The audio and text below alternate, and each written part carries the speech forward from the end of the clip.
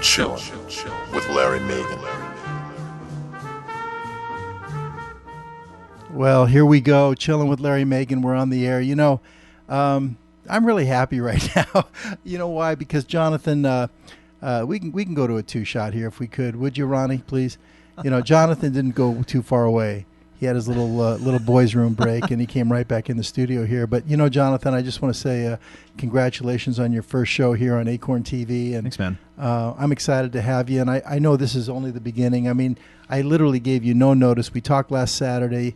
I appreciate the fact that you saw it as the opportunity that I believe it is, and you saw it immediately, and it's going to grow from here. I know you said, well, let's start maybe a week from Thursday. I said, no way. I said, you're going to get on the stick. We're going this Thursday. And I appreciate that. Sometimes I need a little goat prod, so I thank you. That's right.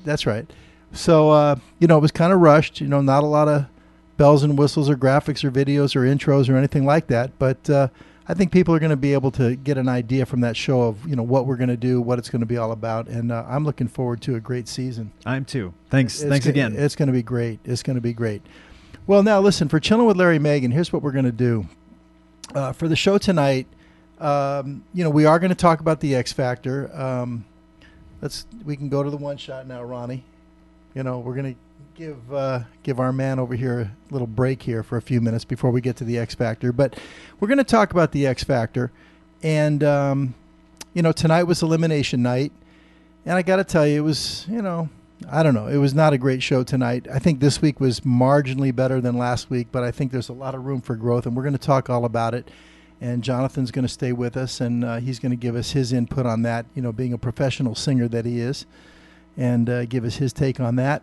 And then we are going to go to the Classic Film Zone. I've got a great one lined up for tonight. It's Singin' in the Rain, one of my all-time favorites, with Gene Kelly, Debbie Reynolds, Donald O'Connor, Gene Hagen. It's fabulous, and I've got some of the best clips lined up for that. And then, of course, when we close every show, we do close with, my favorite, Judy Garland. We always have to have a Judy Garland moment in every show. And tonight I thought we'd go, back a little old school here, because you can't really talk about Judy or her career without... What was that? Okay. I thought there was a burglar in the studio. But anyway, I heard something fall out there. But you can't really talk about Judy Garland, without covering, the Mickey Rooney years. She did, I think, was 8 movies with Mickey Rooney, something like that. And we're going to do a Judy Garland number. We're not going to cover a whole movie, but we're going to do one of her songs from one of the backyard musicals that was directed by Busby Berkeley in 1939. So I'm looking forward to sharing that with you. But before we get into that, we are going to talk a little bit about sports. As most of you know, I'm a sports nut. I watch a lot of sports on TV, and I'm a big football fan. I think NFL football is probably my number one, with baseball a close second. And, of course, my team is the Jets, and the New York Jets. And this is Jets-Patriots week. And the big game Sunday night is the big matchup on the calendar, on the schedule this year. Or this week, I should say. It's Sunday Night Football, Jets and Patriots. It's in New Jersey at the Meadowlands. And I'm a little bit scared for my Jets. A lot of people are favoring the Jets. The Jets are favored, I think, because they are home. But I'm not buying it. I'm pulling for them. But the fact is, the Patriots have lost 2 in a row. Very unusual. And not only 2 in a row, but they just lost their first home game in... I think they won like 41 home games in a row or something like that. They're going to be a very angry ball club. Bill Belichick, I don't know if he's ever lost 3 in a row, or if he has, when the last time Bill Belichick lost 3 in a row. So it was when playing marbles in elementary school. Could have been. That was the last time. Could have been, but I don't know, man. I just don't have a good feeling about this game, but I can't wait for Sunday Night Football on NBC, Jets and Patriots. It's going to be great. So I want to get into that a little bit here, but anybody out there, if you're a football fan, if you're into this Jets-Patriots thing, I want to invite you to call in. You've got a phone number right there on the website. Feel free to call in. We'll take your call. If you have video Skype, I would really love it if you called in and you Skyped into Acorn TV, because we're dying to do a split screen with somebody. We'll get your face on the. We don't care. Yeah, we'll get you on. Okay, but before we try to, even break down this game, I thought it would be important we take a look at, this is the second meeting this year now for the Jets and Patriots. They met in week 5. Now keep in mind, the Jets are now 5-3. The Patriots are 5-3. The Bills are also 5-3 in the AFC East. So this game basically is for first place. And when the Jets met in week 5, at that time they were 2-2. They lost to the Patriots up in New England to go 2-3. And quite frankly, the game was not as close as the score indicated. It ended up being kind of a close scoring game. Let's take a quick look back, courtesy of the NFL Network, at just a little recap of Week 5, the Patriots up in New England against the Jets.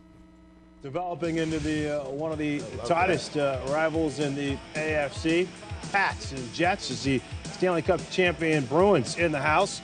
Rex Ryan and the Jets trying to avoid their third straight loss, and Bill Belichick and the Patriots looking to avenge that divisional playoff loss. Tom Brady to Wes Welker. Have we heard that before? 36 yards. Bad man right there, man. What a guy he is. Caught a few passes on your boy Reeves today.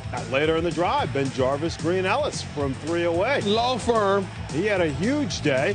Pats on top, 7-0 second quarter. Jets down 10-0.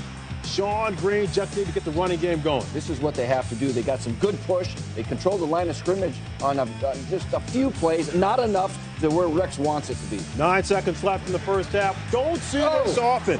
Off the hands of Aaron Hernandez. Antonio Cromartie going back the other way. Tom Brady's first ever red zone interception at home. That's ridiculous. First ever. And it wasn't his fault. That's a drop pass. All right, third quarter now, 10-7. It is Brady on the play action. And Wes Welker is wide open. That's the way you run through a zone. Reeves was guarding him for the most part of the day, but every time they caught him in zone, Tom Brady knew right where Wes Welker was. Welker has 740 receiving yards. That's the most through 5 weeks ever in the history of the league.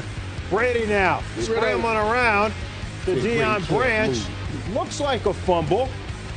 And Tom Brady bummed, but Bill Belichick. He's got the sock. Throw it out there, Bill. He's got the red hanky, and here's why. Because Branch never fully gets up, so once he's touched, he's down. So the call was reversed. Good call. And Mark Sanchez was ready to take the field, but he's got to go back and watch this. Brady to Branch. Just give him another chance. It's too easy. It's too easy. With that kind of time, receivers will work open against man coverage. Patriots on top 17-7. So on the ensuing kickoff drive, it's Joe McKnight. We only show you this for one or two reasons. Either it's a big play or boo-boo. What's this? This is a big play. Big play. 88 yards. Got Joe that ref out of the way. Down to the 20. And so Sanchez and the Jets capitalizing.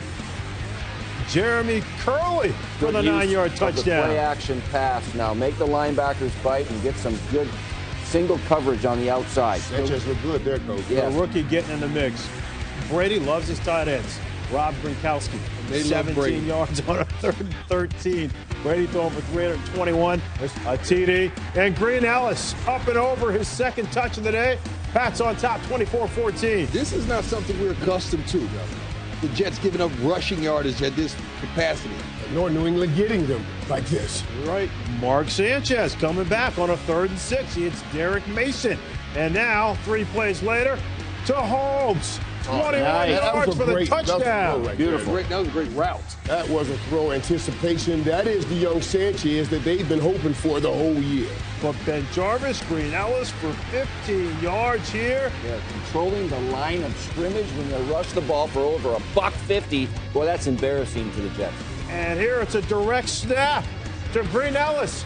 14 more yards on a 3rd and 4. Led to Gostowski field goal. The Pats, they win it 30-21.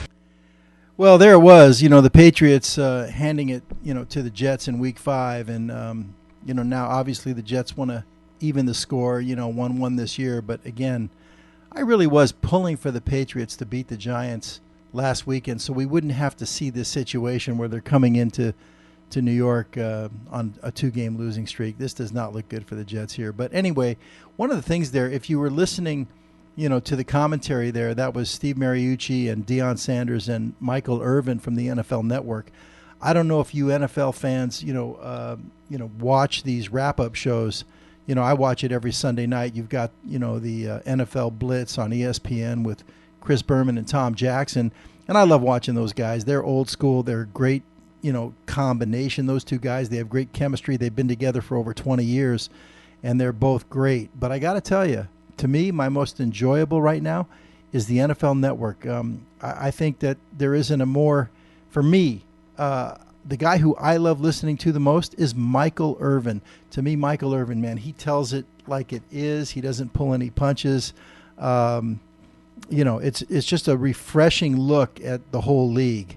I just love when Dion and Michael get into it. It's great. So if you haven't watched that wrap-up every Sunday night, I think they call it NFL Access or something like that on the NFL Network.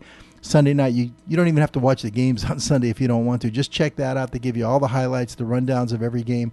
Deion Sanders and Michael Irvin. It's awesome.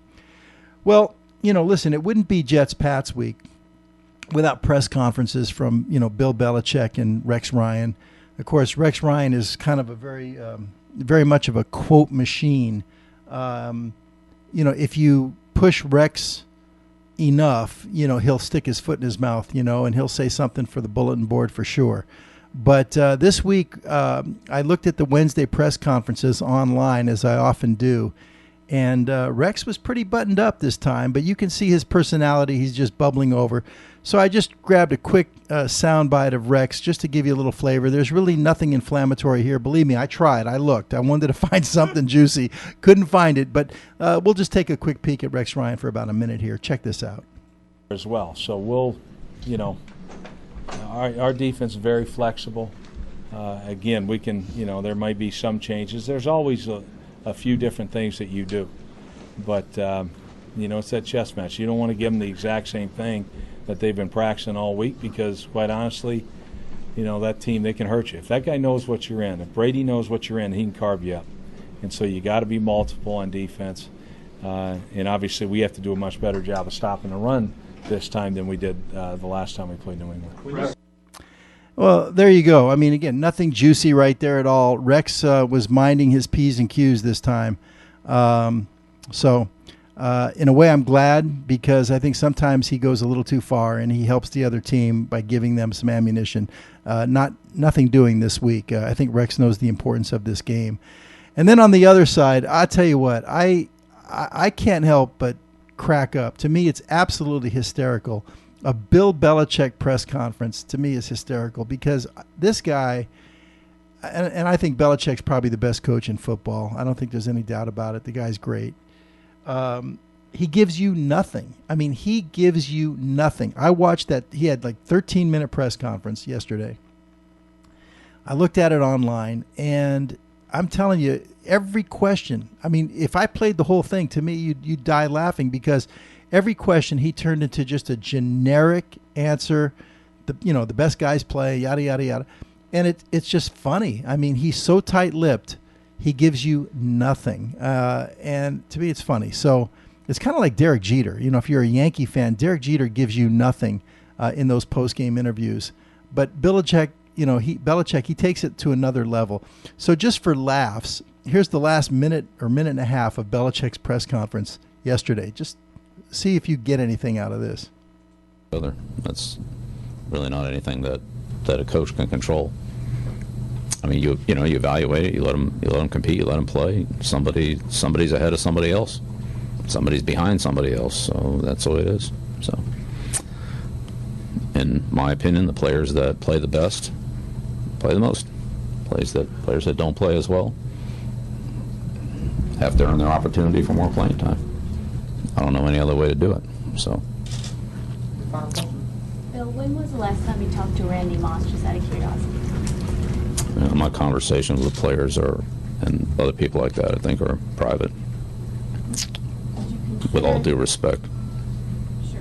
Would you Thank consider bringing him back to the team in some way if it ended up working out down the line? I don't think it's appropriate for me to comment on players that aren't with this football team. I'm coaching the ones that are, trying to coach them as well as I can. We're going down to play the Jets on Sunday. Big game, big division game on the road, so that's really where my focus is, and talk about guys that aren't here and situations that hypotheticals and all that is Right now I'm on the Jets. I'm on the players that we have. I'm on our team. Okay. You know, that was only the last minute and a half. It was 13 minutes of just nothing. I mean, what I love here's my best impression. Of all the people that I've known, you're definitely one of them. Yeah. What? I know. Well, that's a Bill Belichick. He's so tight-lipped. He gives you nothing, and it actually is like an art form with him. He turns every question into, no comment. The best players play. I mean, it's just funny. It really is. And then, of course, you can see, even though Rex Ryan gave us nothing juicy there, but you can see he's kind of outgoing. If they push him hard enough, he'll say something regrettable. He does it almost every week. But anyway, I think there is something telling there. It has the appearance that, Rex looks a little bit looser than Belichick. Belichick seems a little tight, even a little tight for him. I wonder if their team is going to play tight. I think their team is going to play very angry, and that's what scares me about this game. The other thing that raises concerns for me about this game is, in watching the Rex Ryan press conference, he seems to be focused on the fact that the Jets are playing better football now, which they are. They've won 3 in a row. And it seems like they're starting to get their running game going. They're starting to get that offense going by running the football. And they are running better. However, that's scary for me. My personal take and philosophies, I like to pass on first down. I don't like to run on first down. I think that's a losing way to go. And I think the way he's planning to play this game is they're going to try and run on first down, and I don't like that at all, because if you watch the Jets long enough, you start to realize that when Sanchez is at his best is when he's extending plays. A lot of times teams like to use the run to set up the pass. Well, I believe differently. I like using the pass to set up the run, and I think with Sanchez, that's a winning formula when you let him throw on first down. But nevertheless, that he's going to, it seems like from listening to them that they want to continue this trend that they've been on the last few weeks of trying to pound the ball, run the ball. And I think they do need to let Sanchez loose a little bit. Plexico is getting into better game shape. He used him very effectively 2 weeks ago for 3 touchdowns. He used him very effectively against the Bills. I think he had 5 or 6 catches, no touchdowns. But used Plexico big, and that's huge. He got Santonio into the offense in this last week. He's a big playmaker for the Jets. Dustin Keller, Rex said he's going to play this week. Dustin Keller, he kind of had a very slight concussion, or he hit his head. He was woozy. He tried to jump over a tackle, and he said Keller's fine. He practiced yesterday, so he's going to play. But Keller's a big weapon, and out of the backfield, LT is a huge weapon, especially on third downs. And Sean Green. So I think with all these weapons that Sanchez has, I say you got to turn them loose. I hope they let him pass the ball, because if they try to run, I fear, that New England's going to stuff the run on first down, and then they're going to be in a surefire passing situation, and that's not good. So we'll see what happens with this one. I'm hoping for the best. But either way, Sunday night, I'm going to be in front of that TV somewhere, whether it be at home or somewhere else. Or I'll DVR the game anyway. But Sunday Night Football. Here's my next one. Here's my next Belichick. Okay. May the best team win. Yeah. He gives you nothing. Nothing. It's 13 minutes of that. It's so funny. All right. So with that said, now nobody wanted to talk about the Jets and Patriots. That's fine. I'll be there anyway. But now the X Factor. Tonight was elimination night. This week was all about the top 11, and it was all about, getting into the top 10. And I have to admit I was wrong again. Going into tonight, I thought that Stacey Francis was going to be the one that was going to be sent home. I thought that her performance last night was not great. I thought she'd be in the bottom 2, but actually, I think when they called off the name, she was first. She was the first one.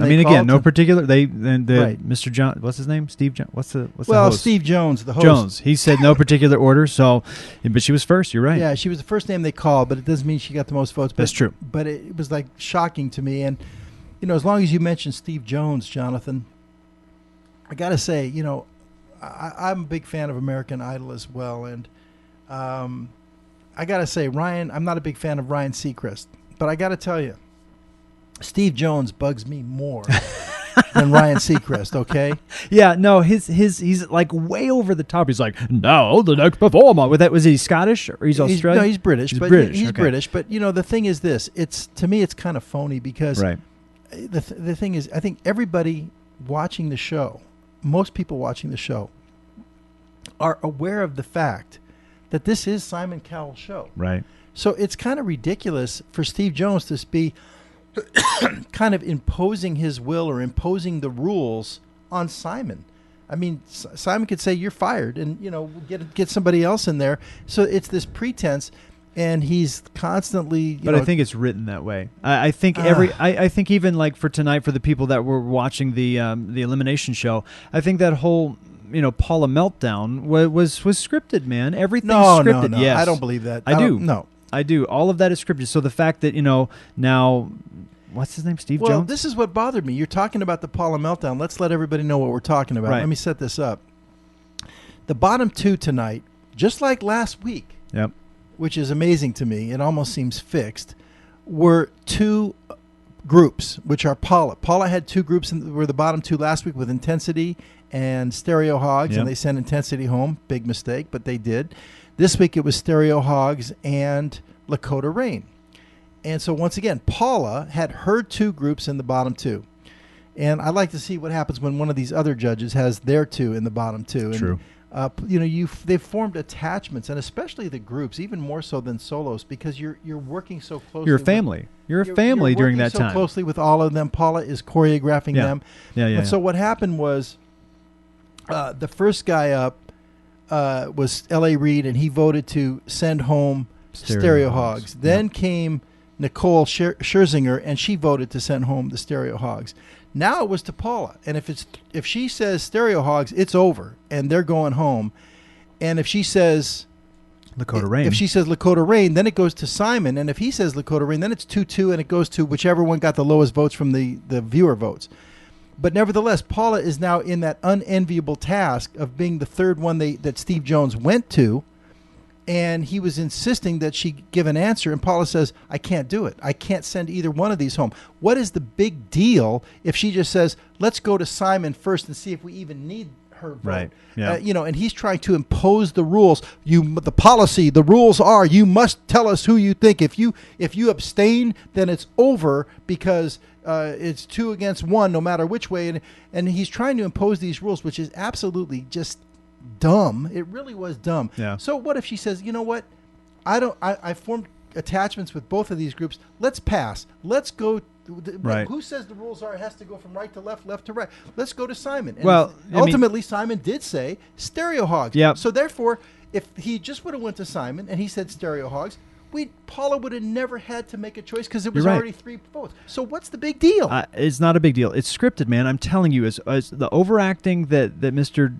Jones, what is Steve his name? Jones. Thank you. Jones does Stupid. The antics. That was antics tonight. I mean, I don't know if maybe like her medicines went off, but antics on Steve Jones' part, over dramatic on Steve. But Yeah. as far as Paula being torn, I don't think that was scripted. I'm sorry, man. There's nothing in Hollywood that's real anymore. You know that. You live there. Well, everything, especially television, everything on television, reality TV.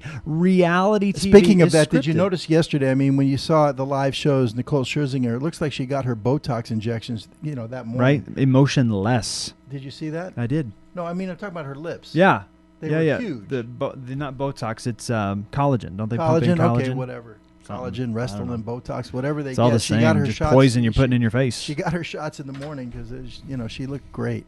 Anyway, all right. Well. But all right. So the bottom line is, Stereo Hogs got the boot tonight. Jonathan, when you came over tonight, I said, "Who's your bottom two?"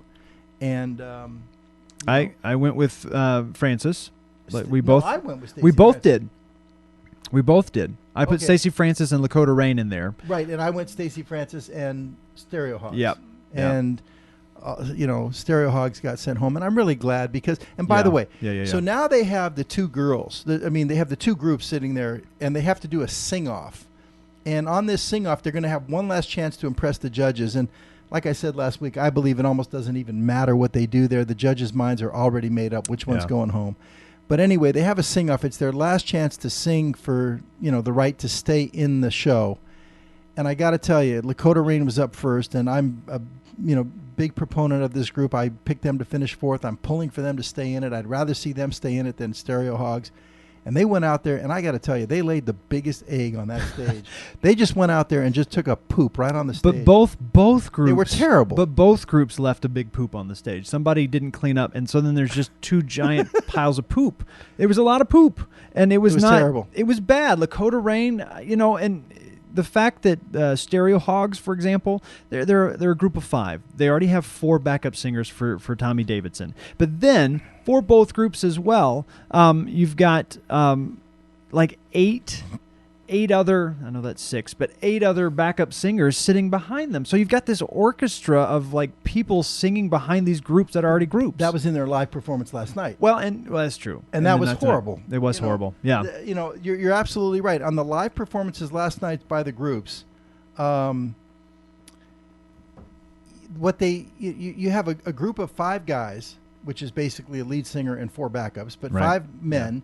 And on the girls, you have 4 girls, and yet they're backed up by a whole stage full of singers. I don't understand why they would do that. 200-voice choir behind them. It was ridiculous. I mean, the whole reason for having a group is to have a full sound of singing, and you add all these voices behind them. I think it was just terrible, and maybe that's why they both ended up in the bottom 2. Also, I think this too.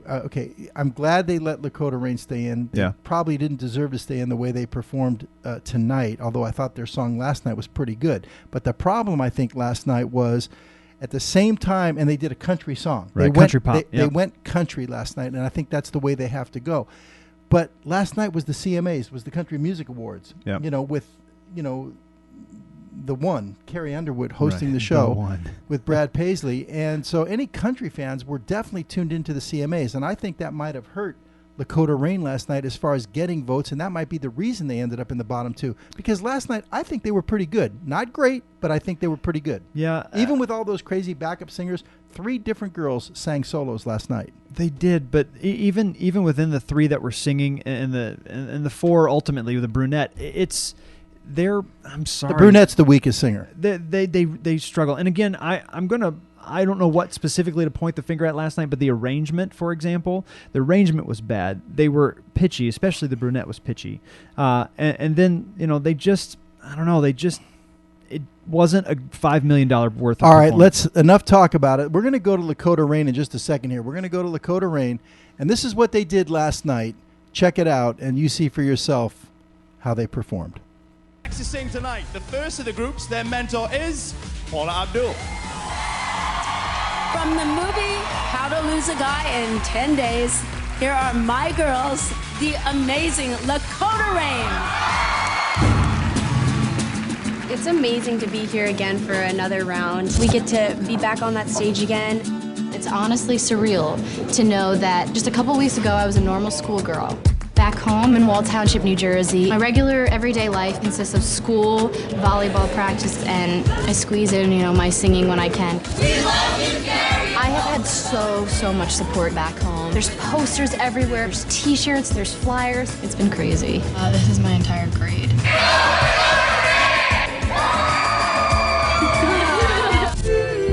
Then with the backing vocals. Yeah, I wanna feel it sad. This week, I picked a country pop song. There's something pop, there's something country. I want you to be one or the other. I believe Lakoda Rayne has an identity crisis. Who are you, Lakoda Rayne? What I've set out to do is give them that perfect blend of country and pop. That's who they are, and that's what they're delivering week after week.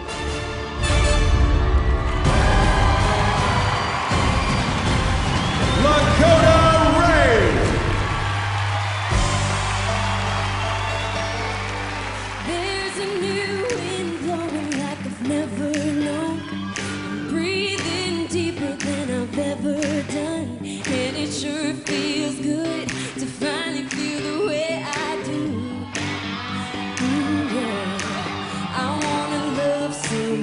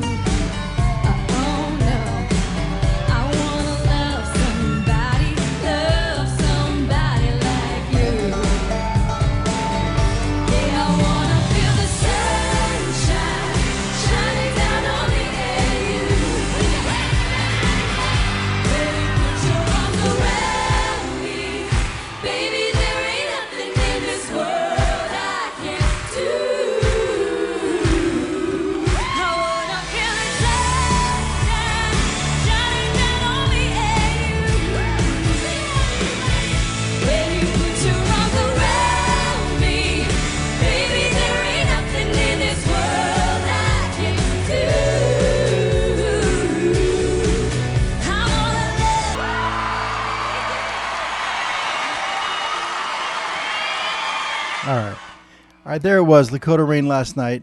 You know, when they get to that whole part with the harmonies, I agree, they're not great. They're not. Okay. They're off, and you know what they really need to do next week in order to make it to not be in the bottom two. In the bottom two again is they need to do regardless of genre, pop, country pop, your mom and pop, dirty pop, whatever. You know, they need to come out and almost have just a 4-piece or a 4-voice harmony piece, an a cappella. They can come out, and even if they just stood there and had energy in their face singing a nice tight 4-part harmony, then they have the ability to kind of go forward, and they've then proven themselves. You know, Stereo Hog, same thing. I mean, I know we're kind of talking about Lakota right now, but, you know, and then their performance tonight. I mean, you can see in that video, the brunette, she gets to the one part of the ooze, and she doesn't have it. And you can see it in her eyes. You can see the fact that she's like, ooh, right? But tonight's performance for the save the sheep type deal, you know, they were just... and those out there that are watching that saw it tonight, I want to say I think there was somebody. I think one of the girls turned to the other one and said, "I love you," like into her mic, which was like they had already kind of given up. They'd seceded. They're like, you know what, we're done. This is not going to work. And so, yeah, I mean, they need to really step up, show that they're a group, and show that they have some form of stage presence as a group, as opposed to individuals just singing. Listen, man. They've been together maybe a month, okay? I mean, these 4 girls have been together a month. They have more potential than Stereo Hogs. So they do. I think, you know, I'm glad they're in it for one more week, but I agree with you that if they don't change it up next week, they could be back in the bottom 2 again. They're gonna. It's just but whatever they inevitable. do, they have to do a country song next week. It's got to be country. And that's fine. They do country well. They dress. They wear the country boots well, and all that good stuff. Right. But they really need to have that. There's got to. You know, I think you said in the some of the first episodes, they went to one of the girls' houses. The girl that lives in New Jersey. That's right. What was her name? Carrie. So they went to Carrie's house. You know, I'm sorry, the chemistry's not there. They've had a month. You can, you know, I've been in shows where within the first 2 weeks of rehearsal, you've got the first 2 weeks of rehearsal, you've got the strongest bond that carries you out through a 6-month tour. All right, let's move on. Let's move on. I hear you. Okay, enough with that, with the Lakoda Rayne. They got through tonight. They sang horribly tonight, but they lucked out and they got through, okay? Melanie Amaro. What can you say? I mean, I thought she sang great last night, and so we're going to take a quick look at Melanie Amaro. Up next tonight, the second of the girls. Here's the 3rd most popular judge, Simon Cowell. Can I first of all ask for a recount, please? Because that doesn't sound right to me. Irritating. Okay, start tweeting me, please. Okay, from the movie This Is It, representing Florida, it is the brilliant Melanie Amaro.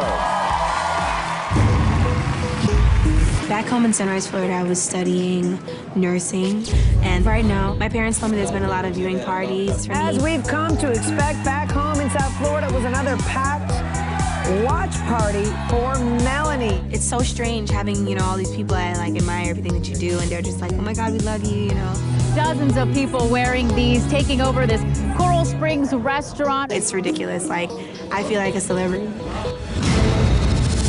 Melanie, every week I'm trying to push her outside of her comfort zone. Can't really sing too much right now or talk. After I went to see a doctor yesterday, and he's asking me to be on vocal rest for a while. Hold up here. Thank you. You can't get sick on this show, so she's not talking and she's saving her voice. The worst thing to have right now would be a sore throat. I would hate for me to, you know, not have my voice fully recovered before the live show. I definitely don't want to go home.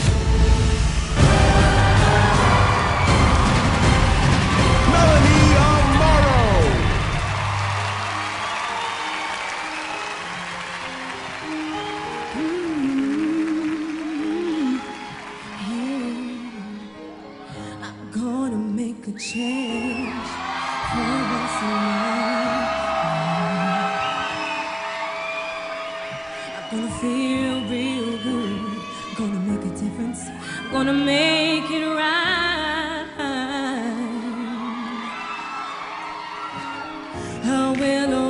scarred, somebody's broken heart, and a washed out dream. They travel the pattern of the wind, you see, 'cause they've got no place to be. That's why I'm starting with me. I'm starting with the man in the mirror. I'm asking him to change his ways, and no message could have been any clearer. If you want to make the world a better place, take a look at yourself and then make that change. I'm starting with the man in the mirror. I'm asking him to change his ways, and no message could have been any clearer. If you want to make the world a better place, ask him to change his ways, and no message could have been any clearer. If you want to make the world a better place, take a look at yourself and then make that change.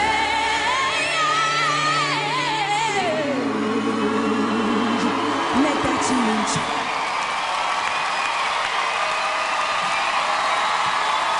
All right, Melanie. All right. Well, okay. There was Melanie Amaro with "The Man in the Mirror," which is probably a good theme song for your show when you come to think about it, Jonathan, because it goes right in line with what you were talking about does. earlier tonight. But last night on the performance in the top 11, it was supposed to be movie night or movie week, where they were taking songs that had appeared in movies, and that's what all these people were singing. But with little exception, these songs were, not like theme songs of movies, and they were barely in movies, and they weren't the main songs and what have you. So that part was a little disappointing. But what Simon pulled off here with Melanie Amaro was really, borderline kind of fudging. He said, well, this was from Michael Jackson, This Is It. Now, have you seen This Is It? I've not, but I have it. Yeah, you do? Yeah, I do. It's All great. right. But it's really like a catalog of Michael Jackson songs. So it's like an excuse. It's not really a movie. It's like an excuse to sing any Michael Jackson song that you want. Is there anything worse? But you said it. You set it up right. Simon Cowell set her up. Now, again, going back to if you guys were with it just a moment ago here on Acorn TV, the only place you can see Chillin' with Larry Megan. And to be perfectly honest, I don't know if you knew that or not, Larry. But we were talking about earlier how everything on TV is scripted. The intro for her, she's sitting there saying, I'm on vocal rest. I've got the scarf on. I don't know if I'm going to make it. They set that up, so then all of a sudden our heartstrings are being pulled because we do want to root for her. Southern Florida wants to root for her, and we want to root for her because she's freaking talented, right? So then she kind of is trepidatious at the first part of the song. So she's like, right? She's really soft, and then she goes into the meat of the song and blows it out of the water. And so it's one of those things that it's all scripted. We now are then like, let's rock her number because she needs to stay because she's amazingly talented. It's funny because Jonathan, I had said we're going to try and limit the X Factor segment to just 15 or 20 minutes, and it's impossible with me and you because the thing is you get me going and then I get you going, and like we can talk about one performance for an hour. True. It's ridiculous, but I'm going to just right, say this. That's cool. That's fine. We'll cut it because no, it's cool. We're gonna cut it. But I already cut out 2 of the clips we're going to show. But here's the thing. As far as that goes, we're just going to have to disagree because I don't believe that was scripted. I believe that singers, especially when they're rehearsing as hard as these kids are, these people are, they do get sore throats. And, I don't think that was scripted at all, that she was resting her voice for, a few days for that performance. And the fact that she rested it, I think, gave her the energy and the voice that she needed to pull it off, and she sounded great. She sounded phenomenal. I agree. She sounded phenomenal. All I'm saying is you think it was all set up. I know. Absolutely, And because I don't, look, but I've been in productions, I've been in rehearsal productions where you're doing 10 and 12-hour days, singing, you're dancing, you're full out. She sings one song in a week. Come on. That's scripted. I don't think it's scripted. All right, that's cool. I think she had a sore throat, but anyway. Here's Ricola. Listen, Jonathan, leave my girl alone. All right, I love her. That's my I girl. love her. She's That's going my all the girl. way. Leave her Just alone. saying that all right. was scripted. Listen, we're going to show one more clip, and then we got to get out of the X Factor here. And to me, the one who stole the show last night, that little kid. Yeah, Rachel Crow. She ended the show. She was the final one. Up till now, I was saying she was overrated. I don't understand, all the raves about her and everything else. But last night, Simon admitted that he had made he wasn't handling her properly. He gave her a song that was in her sweet spot. And here's little 13-year-old Rachel Crow, and we learn a little bit more about her. Check it out, Rachel Crow. Good. Well, there you have it. It's he calls her a mini Beyonce because the song she was singing, "I'd Rather Go Blind," from a movie Cadillac Records, which Beyonce starred in. But anyway, I think she had the best performance of the night, Jonathan. She saved the best for last. I mean, that girl, she's 14. 13. 13. And, they said it best there. I mean, I don't know where you get that soul. I mean, you can see in the close-up at the end, when she's finishing that note, like when the applause starts, she comes out of wherever she is. I mean, when Randy jokingly says "in it to win it," or you see one of those performances, whether it be theatrical or at a jazz kind of jazz concert or thing, right? You can see that singer feeling that emotion. It's how does it make you feel? And when they show you that, you take that journey with them. Every ounce of that song was feeling it and taking not only the television audience but everybody within that theater there with them. And 13, are you I know, it's amazing. me? I'll be glad when they get down to about 6 or 7. Yeah, well, I mean, then it's a little bit really like the gloves come off. Yeah, but all right, we'll see what X Factor has in store for us next week, and we'll see if Paula can somehow avoid the bottom two. She needs a break. Paula needs a break. She does. But let's go to the Classic Film Zone. All right.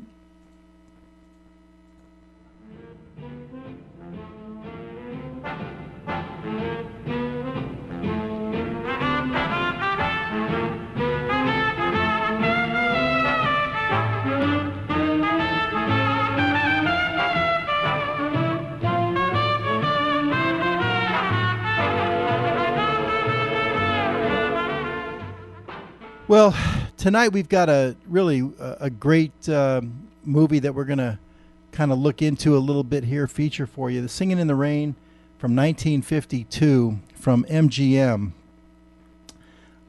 This movie was voted and named as the number one greatest movie musical on AFI's Top 100 Musicals of All Time.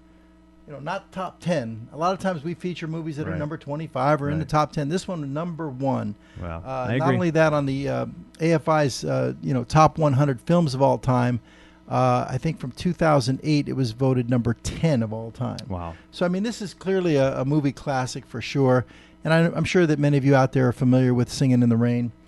This movie, of course, stars Gene Kelly and Donald O'Connor, and they're probably Fred Astaire, of course, too, but two of the greatest dancers on film of all time. To me, Donald O'Connor, here he is on the left-hand side of your screen there, but to me, Donald O'Connor perhaps might be one of the most underrated, stars of all time. We'll show you a clip here. This is from Moses Supposes, a great dance duet here with Gene Kelly and Donald O'Connor. These dance numbers are choreographed by Gene Kelly and directed by Stanley Donen. Gene Kelly's longtime partner in this. We're not going to go to Moses Supposes first, but I'm saying we will show you a clip from that. That's a great number. You're going to enjoy that. But the whole genesis for this movie, as far as the Singin' in the Rain and the content and what it's all about, this goes to Arthur Freed. Now, Arthur Freed is regarded as probably the greatest producer of movie musicals of all time.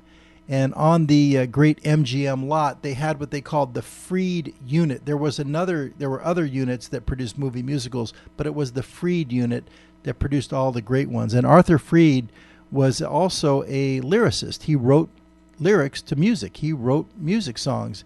And his inspiration for Singin' in the Rain, which is a song that he wrote, was that he wanted to do kind of like a last hurrah, or he wanted to have it memorialized on film, where he could do one movie that would incorporate all of his songs. Nice. So he called in the writing team of Betty Comden and Adolph Green to his office, and he said, we're going to write a movie where you're going to use all my songs and you're going to have to weave them into the plot. And, you know, he left it to them. And, of course, Singin' in the Rain was from a movie in 1929. I think it was called Sunshine, or I can look that up for you real quick, but it doesn't really matter. The bottom line is it was from a movie in 1929. Here it is. Singin' in the Rain, The Hollywood Review of 1929. And again, written by Arthur Freed. And Betty Comden said when they came into the meeting, all they knew was, you know, there was going to be Gene Kelly was going to be the star of the movie, and he was just coming off An American in Paris at that time, and he was going to be the lead actor, and he was going to be singing, and it was going to be raining. and they had to really work a script from that. What more could you ask for? And they came up with a brilliant script, and the way they weaved the songs into the script was amazing. They used as the subject for the movie a story a true story, in a sense, of how the movie industry transitioned from silent films to talkies. The first talking motion picture with sound, of course, was The Jazz Singer in 1927.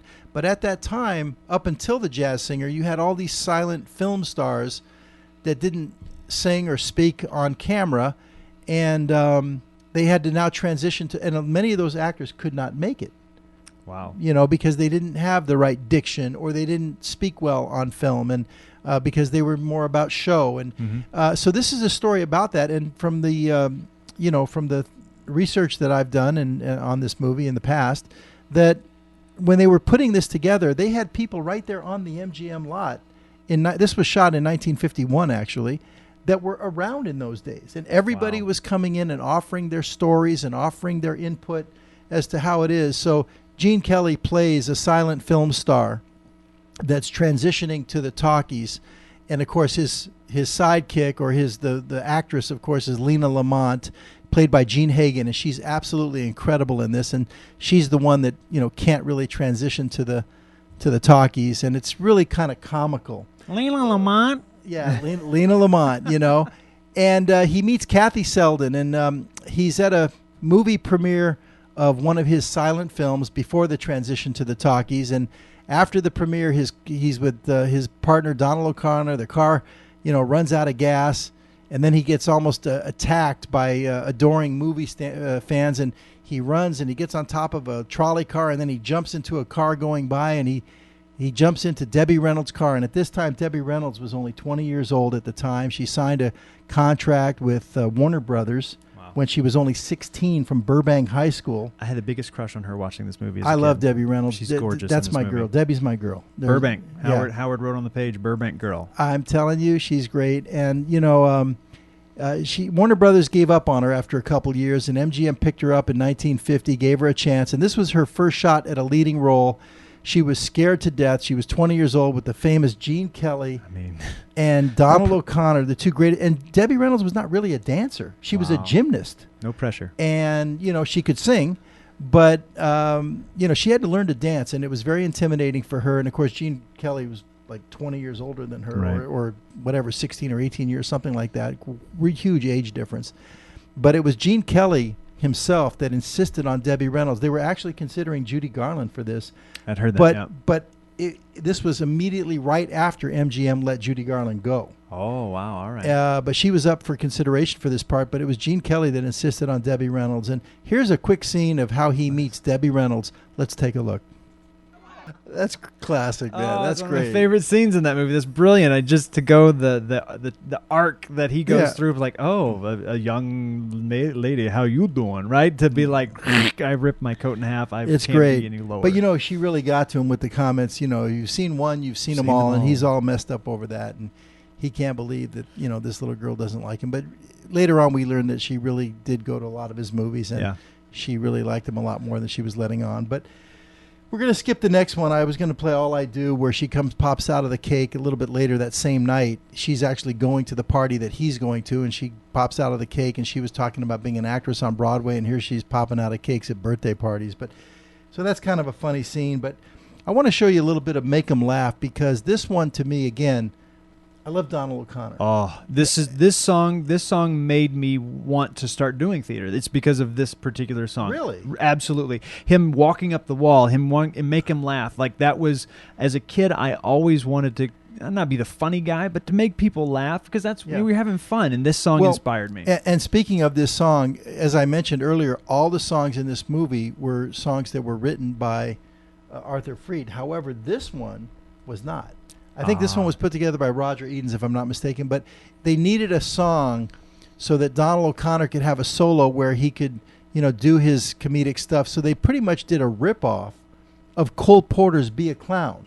All right. Be a clown. Yeah, I do know that. And this is just like the same melody and everything, but it's make 'em laugh, and Awesome. it's kind of funny. But so this one's a little bit of an exception, but it doesn't matter. Donald O'Connor, one of the most, to me, Brilliant. underrated superstars Absolutely. of all time, and I think could even be on par with Danny Kaye. So when you want to do a Danny That's Kaye right. movie, you let me know, and I know all those as well. Yeah, love Danny Kaye. Brilliant. All right, let's take a look. Make 'em laugh, Donald O'Connor. Well, genius. In my research, it came up and said that Donald O'Connor had to be hospitalized after shooting that take right there, after doing the filming for Make 'Em Laugh. It also said he smoked up to 4 packs a day. I was about to say, please put that other sentence in there because I think that's important. I mean, yeah, he pre-recorded it vocally, but then when he performed it, I mean, he was, Lord, athletes would be out of breath at that. To heck with 4 packs of cigarettes a day. Mm-hmm. All right. Well, okay. Next, what happens in the movie, of course, is from there, the next thing happens is they transition to the talkies. And this is the part where everybody has to learn, how to speak. Mm-hmm. A lot of these actors have never spoke on film before, and the diction coaches were making a living off of the actors and so forth. And so this next number is called Moses Supposes. And to me, it's just a great dance duet, really, with Gene Kelly and Donald O'Connor, two of the greatest film dancers of all time. Yeah.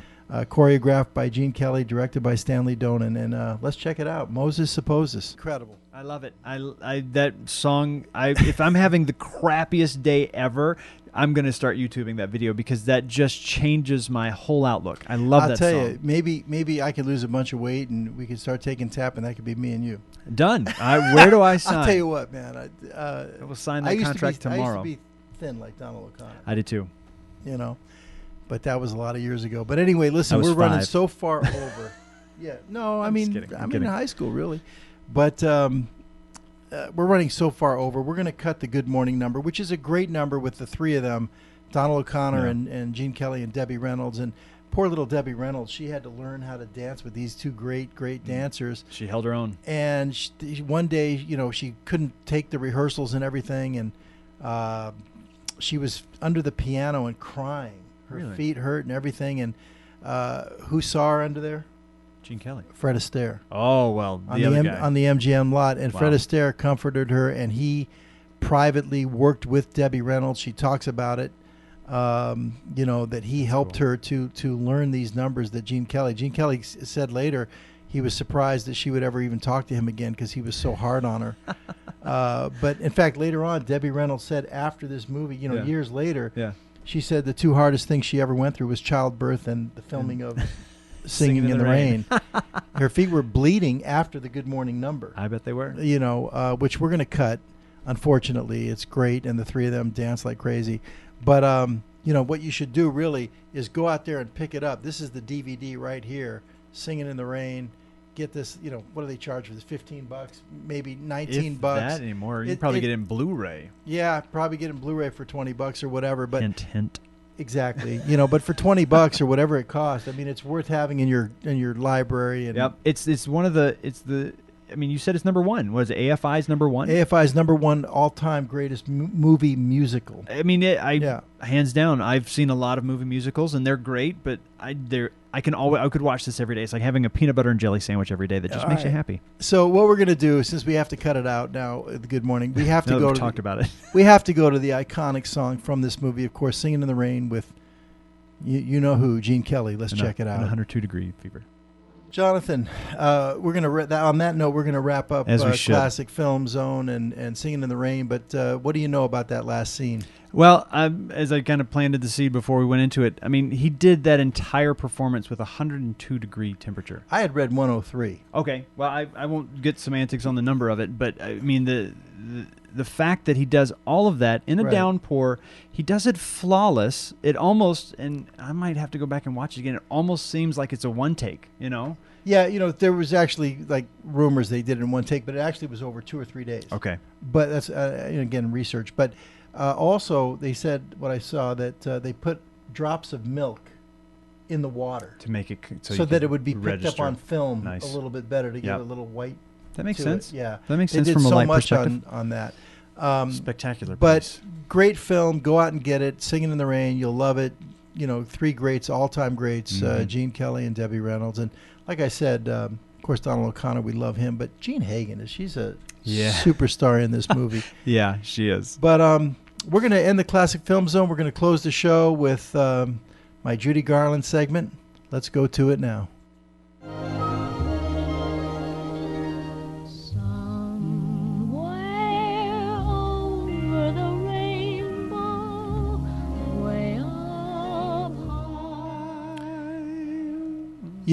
Judy.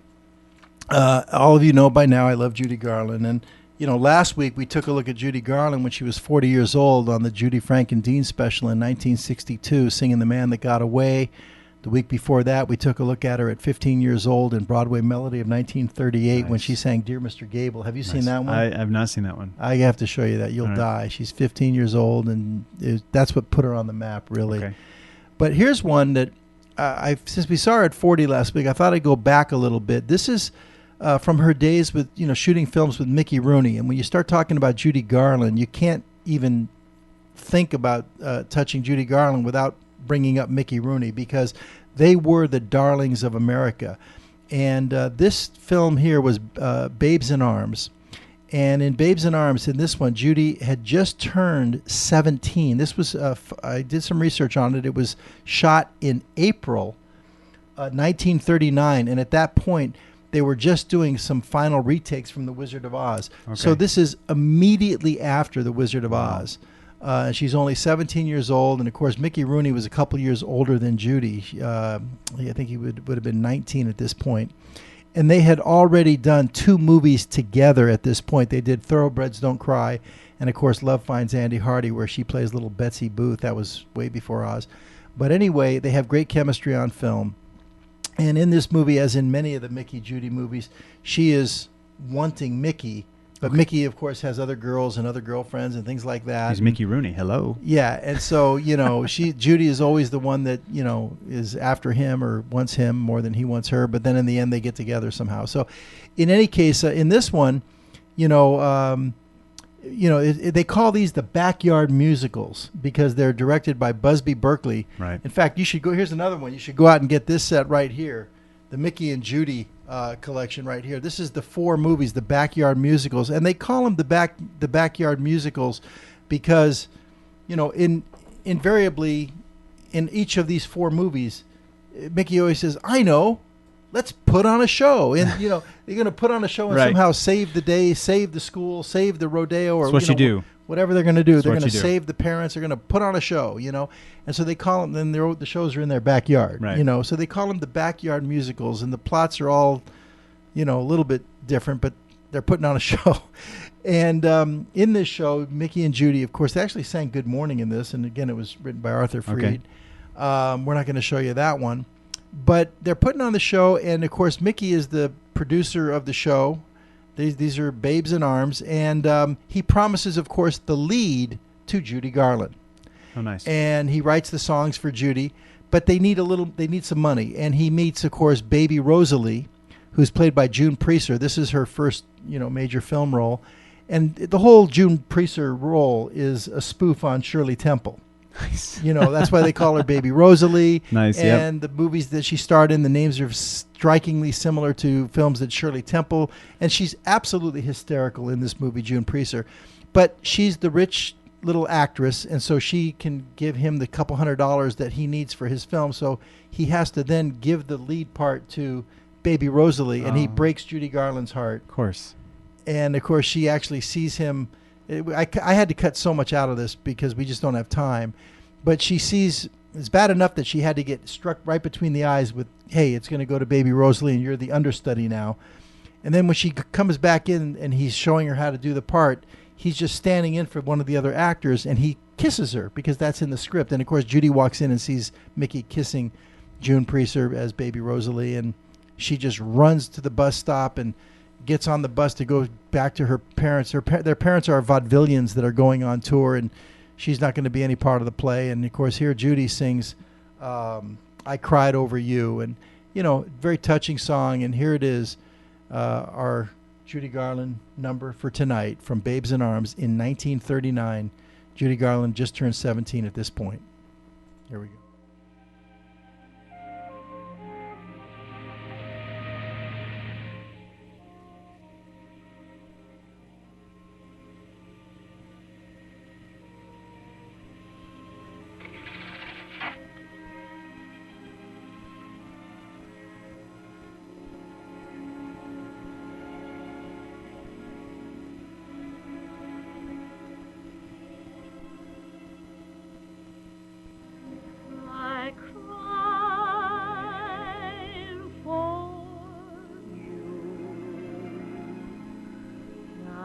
It's your turn to cry over me.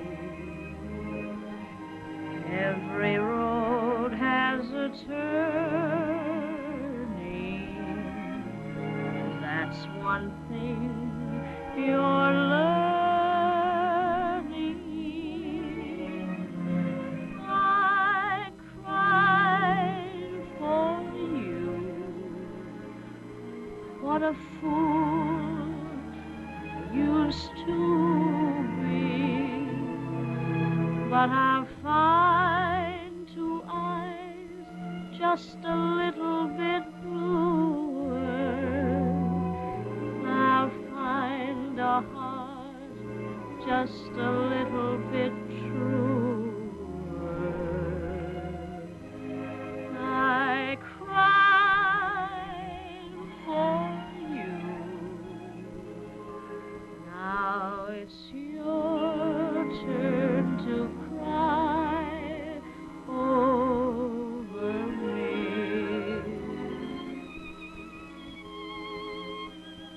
I know I'm no glamour girl like her. But maybe someday you'll realize that glamour isn't the only thing in this world. If your show's a flop, you'll find you can't eat glamour for breakfast. Anyway, I might be pretty good looking myself when I grow out of this ugly duckling stage. And you're no Clark Gable yourself. But that's all right. You go your way and I'll go mine. Don't worry about me. I'll recover. Time is a great healer. But in the future, if we should meet again at the opera or at a ball, and I'm dazzling in my diamonds and pearls and ermine wraps, and surrounded by lords and dukes and princes, you'll probably be sorry. And you'll probably realize that life is just an idiot's delight. And as I speed through the dark night into the abyss of oblivion, I can only say thanks. Thanks for the memory. I'll find two eyes just a little bit bluer. I'll find a heart just a little bit truer. I cried for you.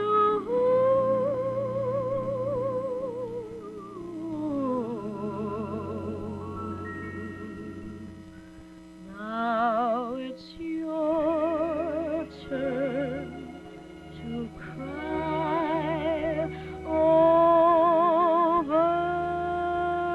me.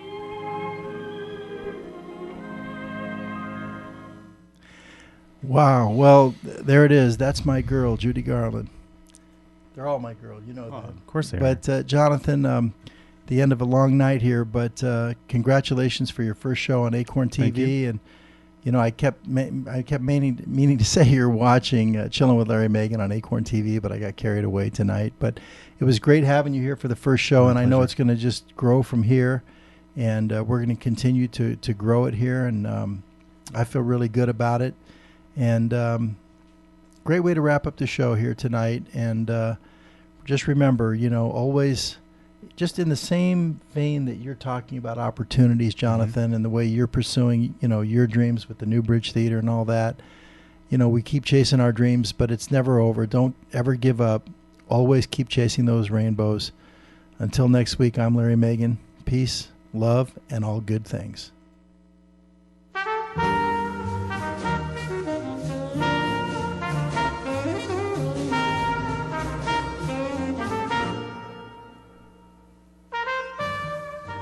Chillin' with Larry Megan.